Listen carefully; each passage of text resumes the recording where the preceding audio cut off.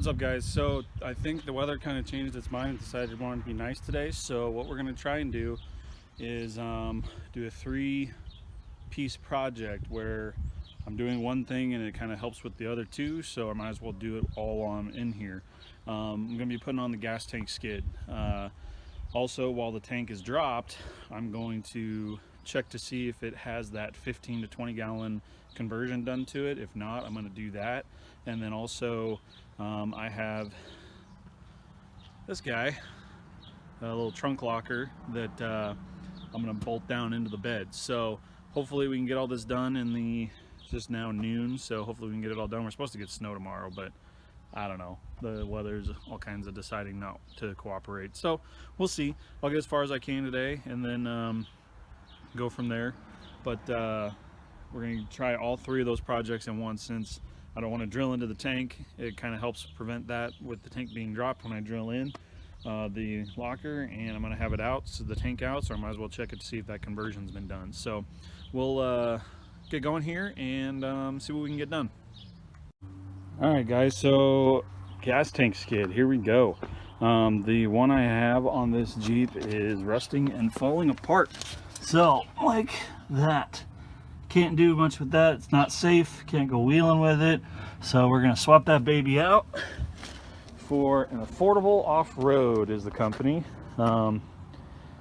This is actually how it's shipped.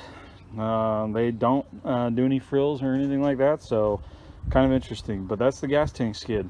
Shipped straight like that. They just slapped a label on it and pushed it out the door. So the nice thing about these, that's a little thinner than most of the other ones that I've seen out on the market, but they do these rock rails, they call them, on the bottoms to reinforce it. So I guess we'll see how it goes. The price was right. It seemed like it was decent enough. It says it should be straight bolt-in. It's got the gas tank hangers. See the holes for the drills for mounting. It's got the holes on the back side. So we're gonna get the stickers scraped off, and then get it painted up and get it on there. All right, guys, Affordable Off-Road, Jeep Wrangler, YJ, and I think TJ as well. Gas tank skid. Like I said before, we're gonna get it painted here real quick. I'm using Rust-Oleum Stops Rust Flat Enamel. I use this as a base coat, and then I put different colors and stuff over it after it dries. On my XJ, I did a bunch of coloring on the skid plates because it's pretty much stock height, and I wanted to know what color like I would see when I would scrape and go back and look. I could tell, but with this, I don't really care. I'm just gonna get it all painted up and hopefully get it swapped out here. All right, guys, so we're under here, under the rear passenger wheel here, or driver's wheel. First thing you got to do when you undo a gas tank is disconnect the filler tubes. So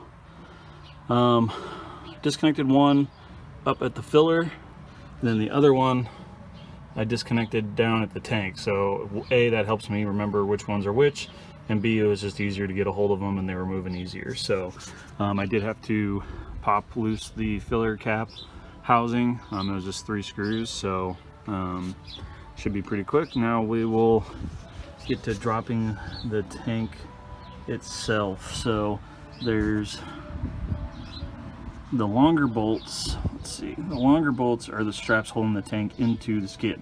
The shorter ones are the ones that actually hold it. So there's 4 on the back, 3 on the front. They're 13 millimeter, and we'll get them out and see how this goes. All right, guys, so we've got the tank out. Definitely recommend dropping the exhaust on the rear there. I just loosened the clamps and undid the wiring that I had to hold that up in place, or there's a bracket, but you definitely need to drop that to allow room for the tank to come out, because these guys get hooked on the frame. But we got it out. It's 13 millimeter nuts on the back side, and then nuts and bolts on the front side. I was a little worried because I thought they were just studs and they were spinning, but I actually got a wrench up there and found out that they were bolts, so that was a nice surprise. So I got it out. You will lose some fuel out when you undo the lines there, so just be aware of that. You've got your breather and rollover valve, and then this is your wiring, so don't just drop it real quick without actually making sure everything's disconnected. But now we're going to go into the 15 to 20 gallon conversion, which you take this breather hose, and there's a tube, the inner tube piece here goes down inside the tank further. I'm going to pull it out and see if it's been done. I can't tell, it doesn't quite look like it's been done, so we're going to try and get that done and kind of expand the capacity on this tank here. So we'll see how it goes. Hang with me. Okay guys, so as you can see, we got the tube out, and if you look, kind of line it up, and you can see how far down into the tank it sticks. So what this does is that when it cuts off the flow of air for the vent, it creates the back pressure that kicks off the pump. So if you look at that, I mean, that's like half the tank. So what we're going to do is cut this tube off right about there, so it still sticks down in there just a little bit, probably down about here, and then stick it back in, and that will expand our capacity. So what I did to get this out, guys, is I just took a flathead screwdriver and I stuck it in there, wedged it around there, took some needle nose pliers, got in between there, pulled on it real hard. And mine was pretty hard to get out. I had to actually like do the whole get behind it, put my foot on the gas tank and pull on it, but I got it out, a little twist action. So then I got some vice grips on there and I actually was able to give it some good pulls. So but then just cut it off, you know, basically the length of how long it needs to stick down into the tank there, and then put it back in, tap it in with a little hammer if you need to, and we'll be good to go. And that's how you convert your 15 gallon tank to a 20 gallon tank on a YJ. Alright guys, so here we go, got it all cut down. I sanded the end here just to make sure there wasn't any plastic that's going to fall down into the tank and cause issues with the screen pickup and all that. But while you're here, just make sure you check your ground wire, your wiring, check your fuses, your gasket. This looks pretty clean. Most of the oil and shit on here was from me dropping it. So I'm gonna leave it pretty much as is. I'm gonna see if I can find the hoses locally today. There's a couple small cracks in it, but nothing that's all the way through. So it's kind of a, you got it down, you might as well replace them, but they're pretty easy to get to. So if I can't find them locally, I might just wait later and then replace them once they actually do fail on me. But as of right now, we should be good to go. I'm gonna tap this back in to the hole here, and one thing you want to do is make sure that of course it's plastic and plastic, but just around gas fumes and everything, just make sure you're either using a brass face or a soft face hammer anytime you're pounding on stuff. You don't want to create sparks. So we'll get that tapped back in and get the gas tank skid swapped out, and then we'll start working on the install of the trunk locker. All right, YouTube, here we go. So I got this Tuffy security toolbox for the back of the YJ here. So this guy's got some, previous owner had some speaker wiring, which I'm gonna redo the speakers anyway, so I don't really care. Let me get the cord out of the way. But so what I did is I laid it in there, marked the holes, drilled one hole over here because that's the most important so you don't run into the latch, and have the door closure. Started with this hole here. The instructions from Tuffy, I looked them up, they actually say to put bolts in through the bottom, but I actually had these nut zerts, so I decided to try and see if those will work. The rear ones, the ones closest to me, have no issue whatsoever. The rear ones, they actually go through a cross member strengthening port or beam across the back, so I don't have to worry about the gas tank rubbing on bolts or anything like that. And it actually, everything fits inside that strengthening cross member, so there's no issues there. So I got everything lined in. So what I got this first one done down here on the driver's rearmost one, because like I said, that's the most important because of the latch. Then I marked and drilled all the other ones, and then put in these nut zerts. So now I'm going to lay it in. I've cut the carpet so that I can just put the bolts in, and I'm actually going to put, I found some of these nuts here that will actually stand everything off the ground a little bit, so that hopefully if I do get water in here, it won't pool up underneath there and cause rust. In the instructions, they actually talk about doing this from Tuffy. So I'm going to throw these in underneath everything, and we should be good to go. Now I'm waiting on the tank straps to show up at the parts store. They broke, whoop-de-doo-dah. You can see right there, the bolts broke off. So I'm waiting on new straps to show up.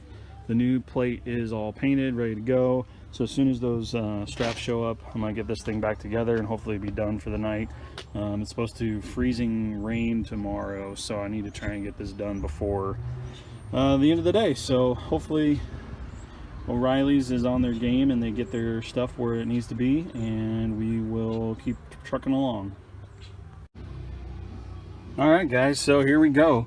Got the toolbox in.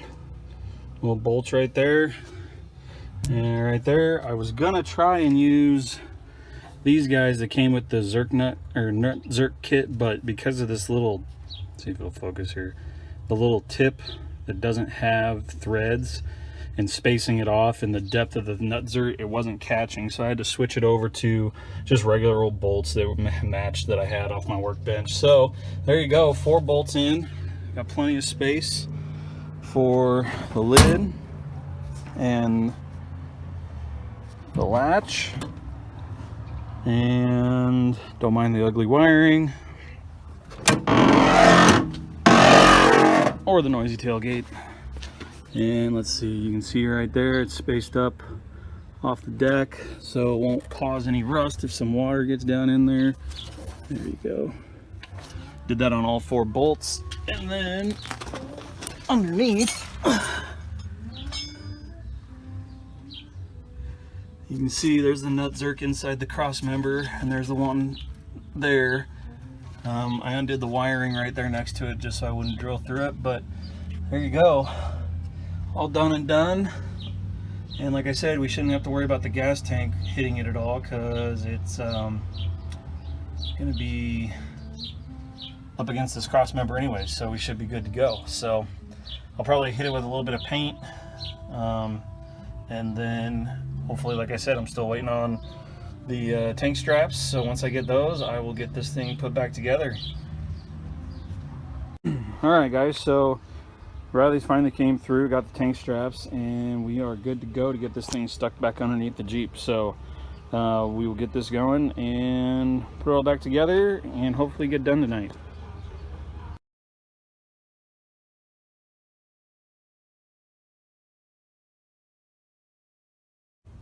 What's up guys? So got an update on the gas tank skid. It went in pretty fine. It was a little rough. I got the affordable off-road one, like you guys know. I like the way it looks and the functionality of the rock ribs and all that. I just don't know if I was putting the tank in wrong, or if there just needs to be a little more QC on the production, but let me show you. So underneath here you can see I had to double washer everything, and I had to open up the slots in the rear here just to be able to get it to go up into place. Now I got frustrated because I spent like 2 hours cutting, using a Dremel, cutting it, trying it, cutting it, trying it, cutting it, trying it. I just finally just went as far as I could all the way across, and finally was able to get it to fit, but it just seemed like it didn't want to fit in there very well. So like I said, I'll take full responsibility if I was putting it in there wrong. I don't know if there's a trick that's supposed to be used with Wranglers getting the skid tanks in and out, because it came out pretty easily. It just seemed like going back in, it didn't want to go in. See, I scratched the paint up, all that jazz, you know, but now that it's up there and in there, it fits really well. So I don't know. Leave a comment below and let me know, but overall install was okay. I hate doing gas tanks anyways, just because they're a pain in the ass, but looks good, fits decently. Like I said, I don't know if there just needs to be a little more QC on the forming and the drilling of holes from the manufacturer, but It's in there, it's good. I don't think I'm gonna have any problems with it, so I would do it again. Just know that with the way, and they even say it, you know, test fit before paint and all that, but like I said, I don't know if I just didn't know the magic trick to get that in there right, but I finally got it in. Everything's good. Seems like it's working real well. So hit that like, subscribe button, and we'll see you next time. Bye.